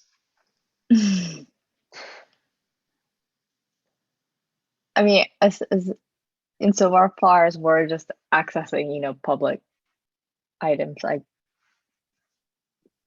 guess maybe not so terrible, but I mean, yeah, it is a lot. Is everybody on Windows, by the way? Yes, but wait, why? Why? Because he was talking about .o files. Oh, the .o file? Okay, so the thing is, The reason I was asking why is because I am on Windows, but I use Windows subsystem for Linux for all my programming stuff. So I'm Excellent. actually sort of on Linux. Okay. So running GCC does give you an O file, doesn't it? Yeah. So you might have to do my animal dot or arrow. I don't know. To the methods. Oh, right. Yeah, that's why they're all red. Yeah. I was gonna say something about that, but I forgot.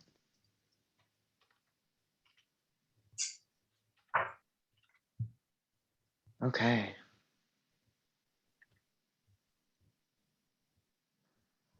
Looks good to me.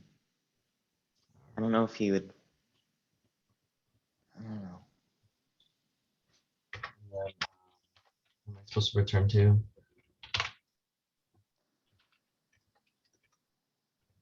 Wait, does it need to return anything? It's a void No. function, right? No. Yeah.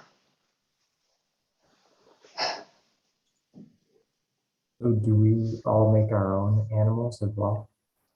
So the thing is, Yes. what we could do in the REPL is we could all, like, as Jared has it, like make our own folder, right? And then we could make it in there. Yeah. And then as long as we don't look inside it, like, so that we don't cheat, right? It'll be fine. Sure. And that would make it a lot easier because REPL has a function that you can download the entire thing as a zip. So that would Okay. make it a lot easier for like everything, but I don't know what Anon wants to do with it. So I think it was that. I was just checking. And I'll go ahead and make a folder for myself.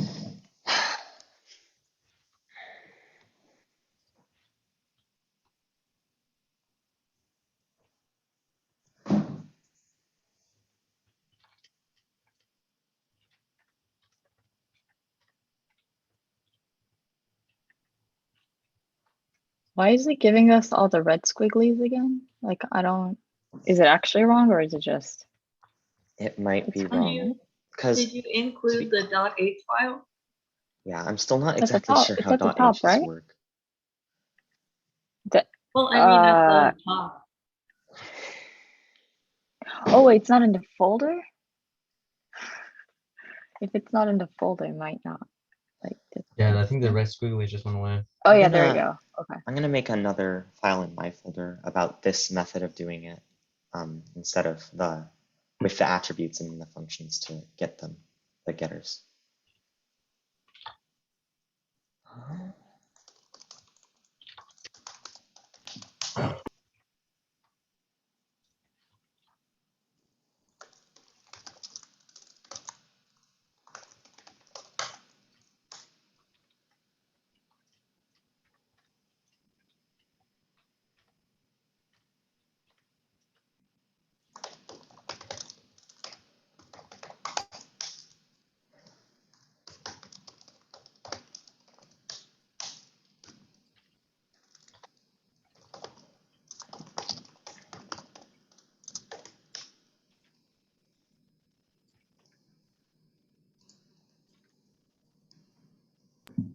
Is there a link to the repli? Yeah, it's the Reddit post. Oh, I thought you were okay. already on it. Yeah, I am. I got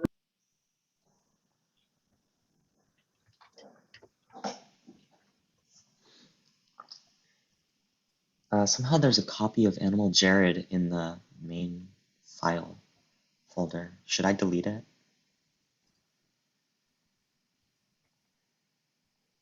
What's going on here? So long as it doesn't nuke the one in the folder, yes. I But think we're I don't think it should.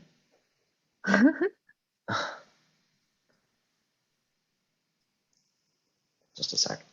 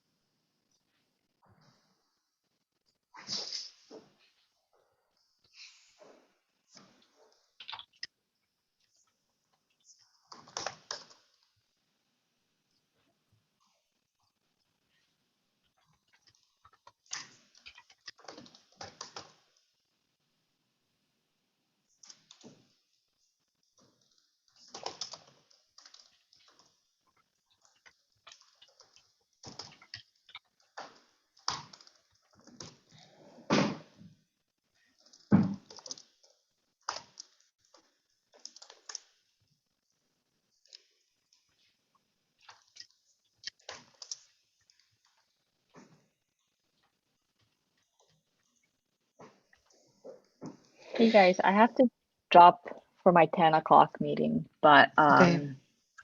I will make a folder and then I guess we're all gonna contribute Probably. our files later, Yeah, it possibly might on Reddit or actually something be. like this. Yeah, we could. Yeah, I Or, might do it later whichever. too because at least for me, the editor is lagging out a lot, maybe because there's lots of Oh people on it. no. So, Okay. All right. Thank you. Yeah, I have class as well too. And I okay. attend too. See you So guys. I think it should be all good.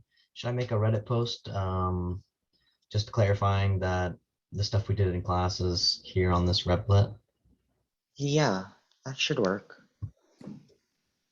I'm back, but I don't have to participate, right? So I'm just here. If you want me to, I can go off camera also. Are you guys okay? Everybody, everything going along nicely? Yeah? Yes. Obviously, there's going to be a whole lot easier ways of doing the same thing, right? Without having to use contrived objects and all, right? But that's all, you know, you can play with those things later. Also, you should speak up here, right? Even when we're implementing. Great. Go ahead.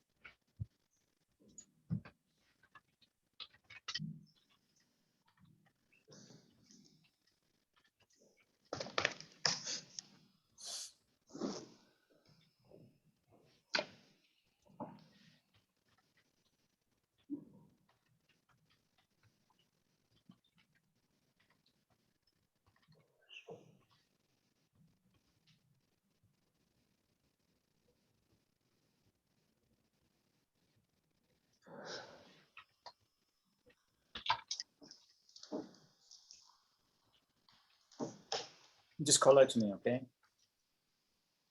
If needed.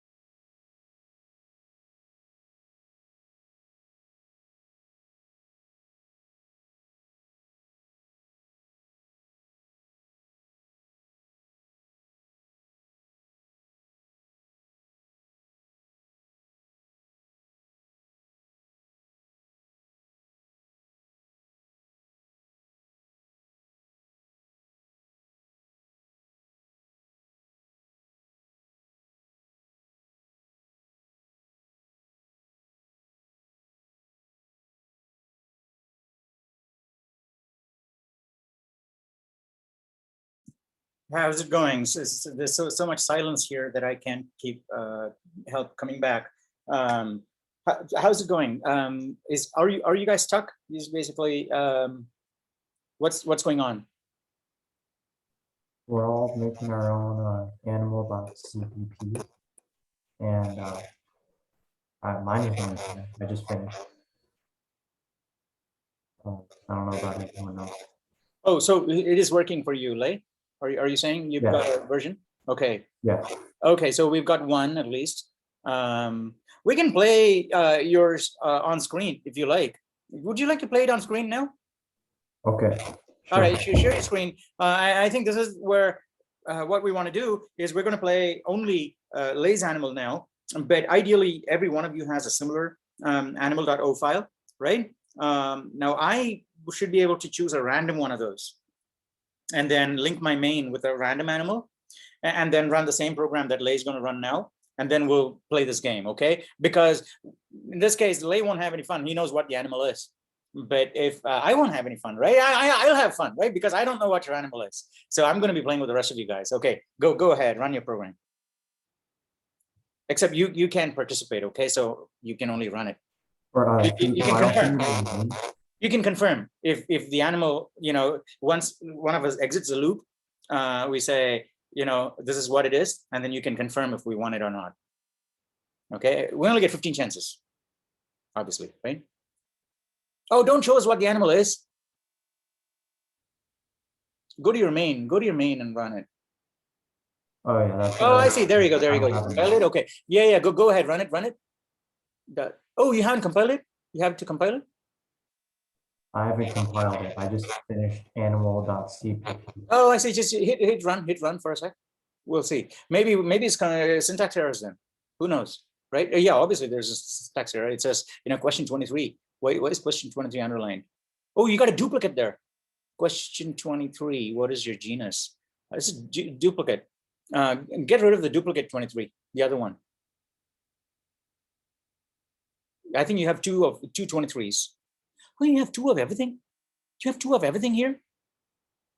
One, okay, question 1, question 5. All right, flesh out the other question further down. Okay, 6, 7, 8, 9, 10, 11, 12, 13, and so on. I thought I had, where's 23? Oh, I see, get rid of 23 altogether. Get rid of 23. And then take that, inside, whatever is inside 23, put that inside 15. So that, we don't lose that question, it's in there. Oh, you want to make that 15 and get rid of 15 then? No, get rid of 15 because you're only going to be in your main on. I only do 15 questions right now. You're going to change it to 50 later on, 50 or 25 or whatever it is. Right. That's our question 15. So question 15, we got everything there. What use of undeclared identifier question 14. Oh yeah, of course. Go to your animal.h file. Where's your animal.h file? This is your animal.h file. Animal lay. Right. Where's your main? Where's your main? I don't have one. I think it's running. Oh, that's why. All right. So in your animal.cpp, what you need to do is right at the top, you say include animal.h because you created that, right? Oh, you do. Animal. Why is it saying? Is it capital L versus lowercase l for lay? I can't read clearly from here. Hang on. So just font. It's running this main.cpp. Okay, main.cpp. What did it say? Where is the first error? Use of undeclared. All right, let's go to your main.cpp.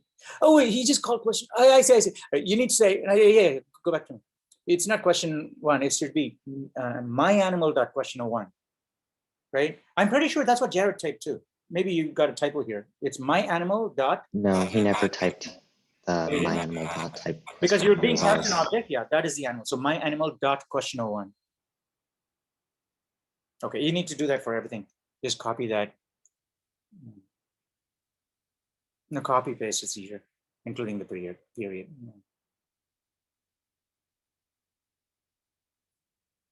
I think that should do it, right?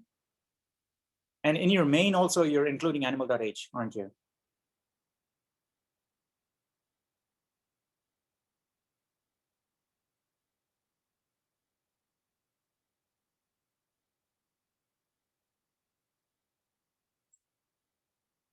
Yeah, and right at the top, are you including, and it should be animal lay.h, right? And then further down, you're declaring an animal. Yeah, that should be animal lay. And the parameter that you're passing should also be animal lay, I think. Oh, so we got to work this out. No, at the top. Yeah, this is, I think, the reason why we did it differently. Yeah. And then this should also be animal Jared. You say animal lay. Yeah, this is the reason. Yes, this 'Cause is if the you reason why this should just be agnostic and just say animal, and you guys just if do you look animal. at the animal and the main in my folder, I think that it's fine and we could just change it so that it doesn't have all Go the ahead. parameters and Yeah, just yeah, has the do questions. that. Yeah, clean it up. Make it So easy. you can see how we have like all of the parameter stuff, but we could just change it to the question 01 and stuff, right? And then this Yeah. same structure would work a lot better, I think. I think so. So Hiram, if I understand what you're saying correctly, is change everything to just animal. Yeah, pretty much. Yeah. All right. Good. Hey, can you talk? Who's editing right now? Lay, are you editing? Yeah, I Yeah, so it's just a minor change. Hiram will explain what it is, and then it should be ready to run. Yes, we should be able to run it. Yes. Yeah, All everyone right. All right. Yeah. Great. probably Let's do it. just needs. Oh, random to make shuffle. It sure. doesn't know where random shuffle is. Maybe you need to go right at the top. Yeah. After hash include IO stream, enter. Include hash include C standard library, right? So angle bracket C std lib. That's where I think random shuffle is, right? Declared. I think so, right? Okay. Run it. Compile it now. Well, obviously you got to fix these things that Hiram was talking about. Another thing is that since this is in with so many, oh, What's yeah, it doing? sorry, just a Oh, you second. don't have. What's it doing? Why is it saying using namespace? Oh, no semicolon after that, is it? What is it? What is it? Why? What is the error message? Oh, C standard lib. It doesn't know. I'm sorry, Hiram. You were actually saying something. Yeah, since we have so many like files here that aren't related, you might need to manually call the compiler instead of calling the one at the Oh, top. I didn't realize. I'm so sorry. I just stepped in out of the blue and took over what you guys were doing a great job at. I'm sorry, okay? Yeah, you just listen to Hiram and you guys, okay? Clean it up. Get rid of all the unnecessary files and clean up the files. And I think you were going there anyway. Too many cooks spoil the broth and I should step out. I'm going to be here, okay? I'll be off screen. I'm not going to look at you, so I'm not cramping your style. So go ahead, do whatever is needed and call out when it's needed. Yeah. So do you know how to call the compiler on specific files? no. Okay, so yeah, I have to do this every time that I want to run stuff because I'm in Linux, right? So I'm pretty sure I know how to do this. Anyways, so what you want to do is G++, and then you give the name of the file, so main.cpp, right? And then you start with the file path. So animal lay / animal lay.cpp. And then I think you can say -o.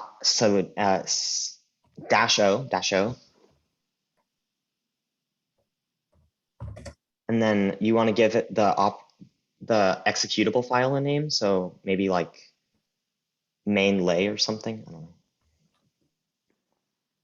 Yeah, right. And then we can see what errors that gives. So now it doesn't know what random shuffle is.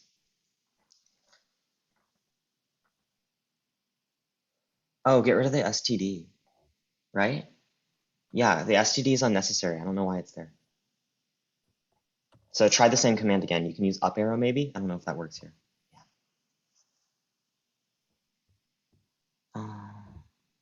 What the heck? Okay. Still doesn't understand. Wait, are we in namespace STD? Yeah, we are. Okay. And why is there a slash in? Oh, I see. Yeah. Yeah, MLA slash. Hey guys, I think you're being confused by too many files here.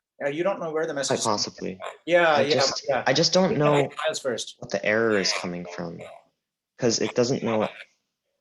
We called the compiler on only the main.cpp file and his animal.a.cpp, and it still has no idea what random shuffle is.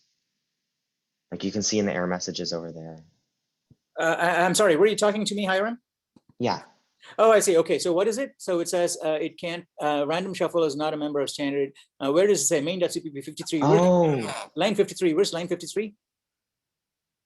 What? Oh, where's random shuffle? Let me look. That's fine. Oh, well, go to the top again. Wait, does it? You have some red line up there. Why does it say? Why do you have a directory there? I don't think it's a directory. It's right here. Just get rid of animal lay / animal lay.h is in this folder. Oh, you need to have it in there. Oh, I see. Yeah. The other thing. Crazy here. Okay, here's how you need to do this then. okay, and it says mouse over that. Why does it have a red line? Why does it have a red line? Mouse over the red line, on line 4. File not found. Not find it. Just drag it into the same folder. Forget about folders for now. Okay. Let's get it working, and then we can organize it into folders. Yeah. So no, you yeah, have to drag it into the folder too. It's not in that. It's not there. You should need. it is. Why is it underlined?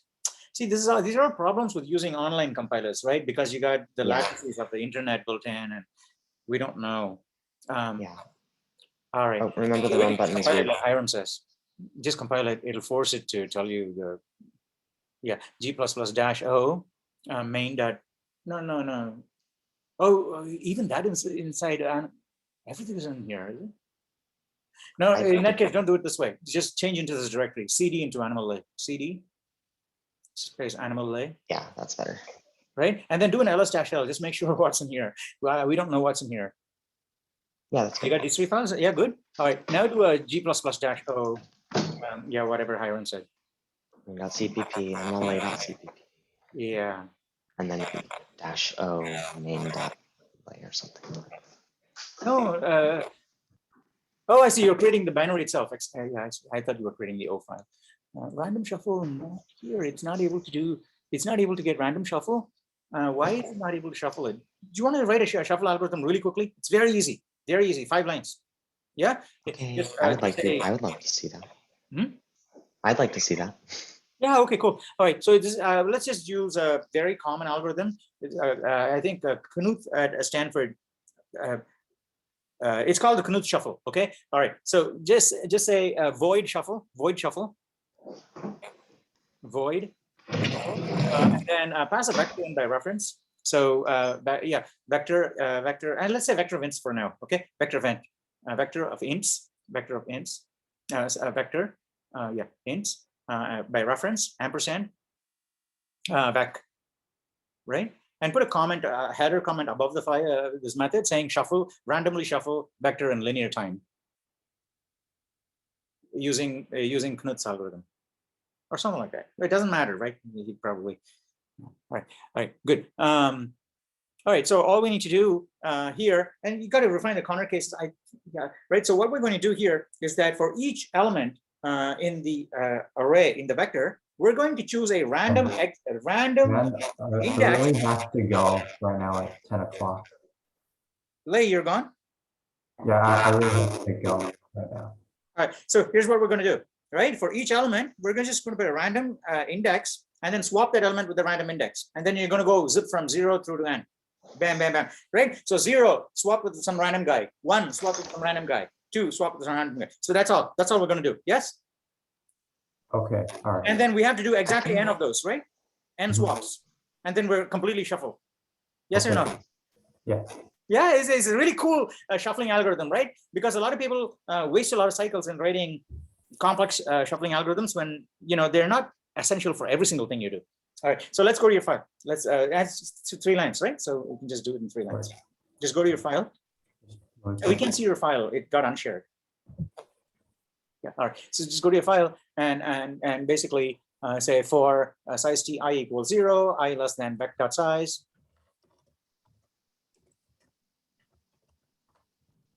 I plus plus, right? And then on the next line, you don't even need a body here. You just say, actually, let's use a body, right? So open brace there. So int rand index equals, let's pick a random number, call rand, open, close, percent. What we want to do is, let's pick a random number between I and the end of the vector, right? So what we want to do is, let's basically pick vec.size, percent vec.size, percent here. Tell me the mathematical expression for this. What we want is that what's the index? I is here. This is vec.size. We want a random number in this range. So what we're going to do is basically vec.size minus I. That many random numbers, right? and we want to add that to I. So I plus a random number in the range dot size minus I. That will give you a random number in this range. Yes or no? We can either do it that way or just pick a random number. Okay, this is good enough shuffle. Not the best shuffle. It's a good enough shuffle. Is just say pick a random, put a comment there. Put a comment there saying int rand index. Oh, you actually did the full thing, right?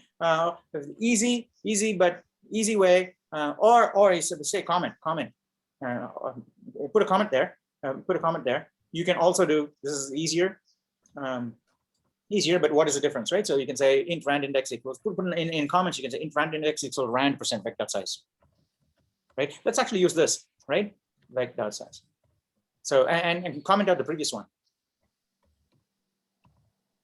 right? And you can change that. You can also do to can you also do, right? So this is a question for you, right? So maybe some of you can ponder as to what is the difference between doing that, right? And choosing a random number only from I to the end versus choosing a random number throughout. Now all we need to do is swap vector of I and vector of random index. That's it. That's your shuffle.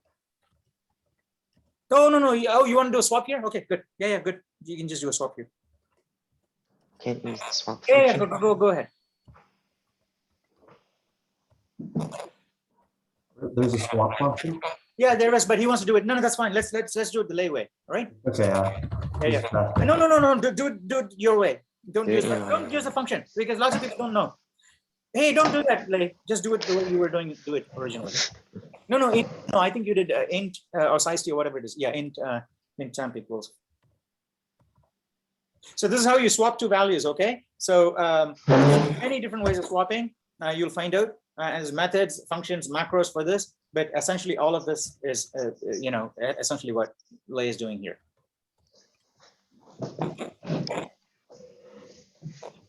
Okay, all right, so that's it. That is your shuffle. Everybody okay with that? That's a linear time shuffle.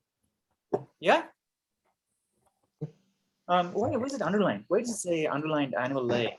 Oh, because it's right now. Now try and compile it. Oh no, did we change the thing to from random shuffle to hour shuffle? Where is it? And yeah, right there. Random shuffle is below. Yeah. Just delete the random part, right? Yeah, just delete the random part. Yeah. Okay, now call the compiler. You compile? Nope. Oh no. Now we don't pass parameters to shuffle because it's our shuffle, right? So it's just clean. It just goes from throughout the vector. Right. That should, no. Nums. So isn't that it? Thank you. That's it.